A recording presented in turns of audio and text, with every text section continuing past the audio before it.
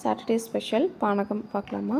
வெல்லம், லெமன், துளசி, சுக்கு, ஏலக்காய், அது கூட நல்லா பழுத்த வாழைப்பழம். வெல்லம் நல்லா தண்ணியில் கரைச்சிட்டு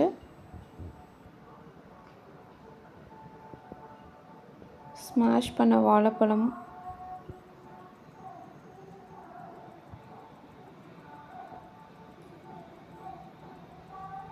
லெமன், துளசி, சுக்கு, ஏலக்காய் எல்லாம் அது கூட சேர்த்துட்டு நல்லா மிக்ஸ் பண்ணிங்கன்னா நல்லா குளிர்ச்சியான பானகம் ரெடி. அவ்வளோதான். பாய்.